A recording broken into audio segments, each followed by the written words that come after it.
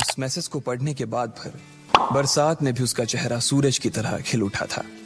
Lucky ने इस message को पढ़कर खत्म किया ही था कि उसके फोन पर बारिश की बूंदें जमा होने लगी थीं। लकी ने थोड़ी देर की खुशी मनाने के बाद याद किया कि वो सच में गरीब नहीं था। असल में उसके परिवार ने उसे एक परीक्षा में डाल रखा था जिसका नाम था गरीबी अभ्यास परीक्षा। इस परीक्षा के तहत लकी को अग्रवाल खानदान में उसके नाम की जमीन और जायदाद पर तभी हक मिलने वाला था जब वो इस परीक्षा को पास कर लेता। अचानक से उसे याद आया कि वो गरीब नहीं था बल्कि गरीब होने की परीक्षा दे रहा था। हालांकि परीक्षा देते देते उसे 8 बरस हो चुके थे, इसलिए उसे एहसास होने लगा था कि वो कभी परीक्षा को पास ही नहीं कर पाएगा और हमेशा हमेशा के लिए गरीब ही रह जाएगा। अच्छा हुआ चली गई, अब मिलना कभी। लकी ने होटल की तीसरी मंजिल की ओर देखा और पानी के अंदर ही अपना पैर पटक दिया। वो डिंपल को कोस रहा था। उसने अपनी मोटरसाइकिल उठाई और फिर से चमन मेडिकल स्टोर जाने के लिए मुड़ने लगा। अगले दिन जब लकी की आंख खुली तो वो सीधा उठा और तैयार होकर शहर के सबसे बड़े बैंक न्यू सिटी बैंक पहुंच गया। न्यू सिटी बैंक न सिर्फ शहर का सबसे बड़ा बैंक था बल्कि वो सबसे अमीर बैंक भी था।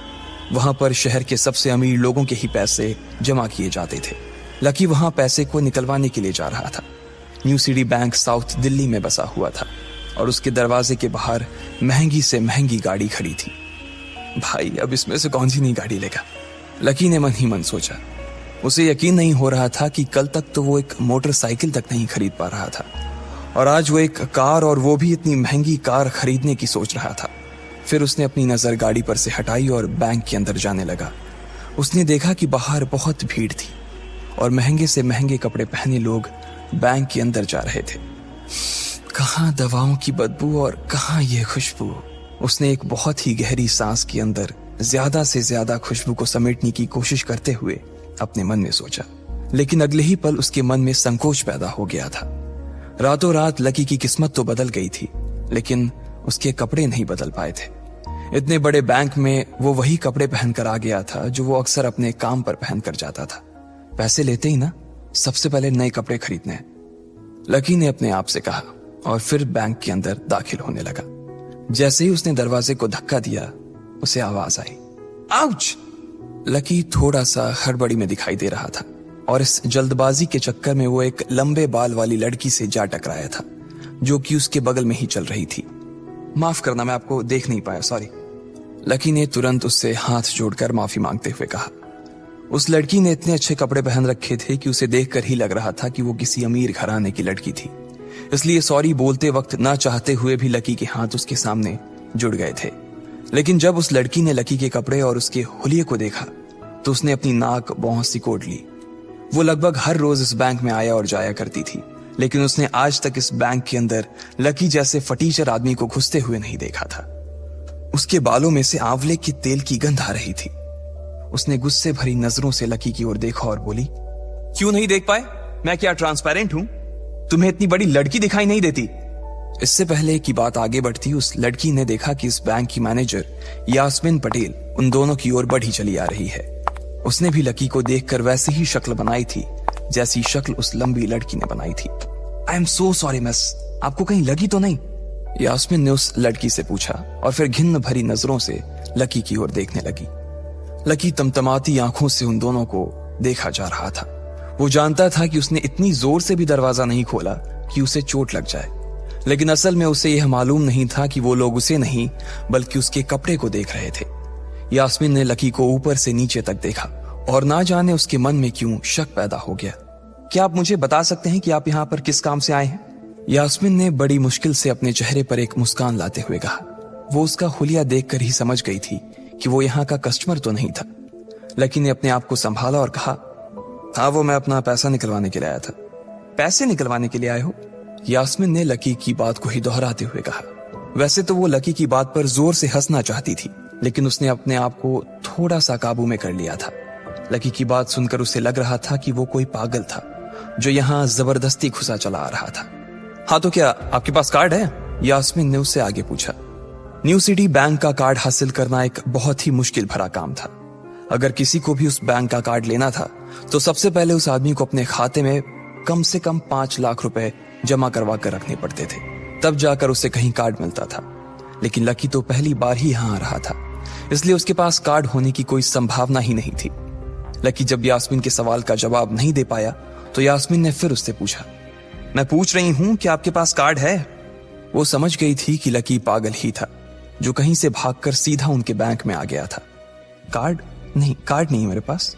लकी ने उसके सवाल का जवाब दिया और वो फिर इधर उधर देखने लगा। जैसे ही उस लंबे बालों वाली लड़की ने लकी का जवाब सुना तो वो खिलखिलाकर हंस पड़ी। यास्मीन को तो सिर्फ लग रहा था कि वो पागल है, लेकिन वो लड़की तो अपने मन में मान चुकी थी कि यह लड़का कोई पागल ही है जो कहीं झोपड़ पट्टी से यहाँ आ गया है। इससे पहले कि आगे कोई कुछ कह पाता, उस लंबे बालों वाली लड़की के पिता वहां आ गए और बोले, चलो बेटी। उनके हाथों में कुछ कागजात थे। लकी ने देखा कि उन्होंने महंगा सा सूट पहन रखा था। उस लड़की ने यास्मीन के दोनों हाथों को पकड़ा और बोली, यास्मीन देखो, अगर इस तरह के सड़क छाप लोग तुम्हारे बैंक में ऐसे ही घुसते चले आए ना और बाकी कस्टमर्स को परेशान करने लगे तो तुम्हारे बैंक की इमेज और उसके शेयर्स दोनों को काफी नुकसान होगा। एक मैनेजर होने के नाते तुम्हें इन सब चीजों का ध्यान रखना चाहिए। मुझे उम्मीद है कि आगे मेरे साथ ऐसा कुछ नहीं होगा। उस लड़की ने कहा और अपने पिता के साथ बैंक के बाहर चली गई। अपना ध्यान रखना कोयल मैडम, मैनेजर ने उसकी गाड़ी तक छोड़ने के लिए आते हुए कहा। आज तो वो बाल बाल बच गई थी। कोयल और उसके पिता इस बैंक के सबसे पुराने और सबसे वफादार कस्टमर्स थे। अगर आज यास्मीन उन्हें नाराज कर देती और वो उसके बैंक से अपना खाता बंद करवा देते तो शायद यास्मीन की नौकरी तक जा सकती थी। और यह सब हो रहा था उस पागल लकी की वजह से। इसे जल्द से जल्द यहां से भगाना पड़ेगा, यास्मीन ने अपने आप से कहा और फिर बैंक के अंदर आने लगी। यास्मीन उसे अपने बैंक से बाहर निकालने के तरीके के बारे में सोच रही थी, मगर जैसे ही वो बैंक में दाखिल हुई उसने देखा कि लकी वहां था ही नहीं। अरे अब ये कहां चला गया? उसने अपने आप से पूछा। वो इधर उधर देखने लगी, लेकिन लकी वहां भी नहीं था। यास्मीन को अच्छे से पता था कि वो उसके सामने तो बाहर नहीं निकला था। इसका मतलब था कि वो बैंक के अंदर ही था, लेकिन यास्मीन उसे ढूंढ नहीं पा रही थी। कुछ देर तक बैंक के सारे कोनों को देख लेने के बाद यास्मीन को लगा कि शायद लकी यहाँ बहुत ही असहज महसूस कर रहा होगा, और जब वो कोयल को दरवाजे पर छोड़ने के लिए आई तब उसके पीछे पीछे वो भी निकल गया होगा। चलो जान बची, यास्मीन ने अपने आप से कहा और अपने केबिन में आकर बैठ गई। जैसे ही उसने आज के दिन की पहली फाइल उठाई थी उसे किसी एक की झलक दिखी। ये कोई और नहीं बल्कि लकी ही था। अरे ये कहां छिपा हुआ था? यास्मीन ने अपने आप से ही कहा और तुरंत फाइल को टेबल पर रखकर वो ऑफिस के बाहर आ गई। उसने देखा कि लकी बैंक के वीआईपी लॉन्ज के बाहर खड़ा था और उसके खंबे की आड़ की वजह से वो यास्मीन की नजर से बाहर हो गया था। अब यास्मीन को तो वो मिल गया था, लेकिन उसके लिए उससे भी बड़ी एक और मुसीबत खड़ी हो गई थी। लकी जिस कमरे के बाहर अभी खड़ा था उस कमरे के अंदर शहर के सभी रईस लोगों का उठना बैठना था। बैंक के सिलसिले में या फिर किसी दूसरे काम के सिलसिले में वो सभी लोग यहीं आकर बात किया करते थे। उस कमरे के अंदर जो लोग बैठे थे उन सबके करोड़ों रुपए इस बैंक के खाते में जमा थे। अब अगर ऐसे में लकी वहां घुस जाता तो सब लोग मिलकर यास्मीन की गर्दन पर चढ़ जाते। रुको, जहां हो वहीं खड़े रहो, यास्मीन जोर से और साथ ही गुस्से से चिल्लाई। बाकी के लोग जो वहां खड़े थे वो यास्मीन की ये चीख सुनकर डर गए थे। कुछ लोगों को उसकी इतनी जोर से आवाज करने की वजह से गुस्सा भी आ गया था और यास्मीन सबसे मुस्कुराते हुए माफी मांगकर आगे बढ़ती जा रही थी। वो लकी को किसी भी तरह से उस कमरे में जाने से रोकना चाहती थी, लेकिन उससे पहले ही वो उस कमरे के अंदर दाखिल हो चुका था। अरे यार, ये आदमी है या गधा? यास्मीन ने अपना ही सिर पीटते हुए कहा और वो भी उस कमरे के दरवाजे की ओर बढ़ने लगी। उसने उस कमरे का दरवाजा खोलने की कोशिश की, लेकिन वो अंदर से लॉक हो गया था। बाप रे, ये कैसा आदमी है? बिना परमिशन के अंदर घुसा तो घुसा, लेकिन दरवाजा भी अंदर से बंद कर लिया। अब यास्मीन की सांसें फूलती जा रही थी। उसे बहुत डर लग रहा था। उसका जी यह सोचकर घबराए जा रहा था कि ना जाने अंदर लकी और उस रिलेशन मैनेजर के बीच क्या हो रहा होगा। इधर जैसे ही लकी कमरे में दाखिल हुआ, वहां का कस्टमर रिलेशन मैनेजर जो कि सोफे पर फैला हुआ था, वो उसे देखते ही अचानक सीधा बैठ गया। हेलो सर, कैसे हैं आप? उसके मुंह से बिना लकी को देखते हुए ये शब्द निकले। उसे याद था कि इस कमरे में कुछ खास लोग ही आते थे और जो भी आते थे यास्मीन उनके आने की खबर उसे पहले ही दे देती थी। लेकिन इस वक्त जो आदमी उसके सामने खड़ा था, उसे देखते ही वो अपनी जगह पर जम गया था। ना तो वो कहीं से भी वीआईपी लग रहा था और ना ही वो उसका कोई रिश्तेदार था। कौन हो भाई तुम?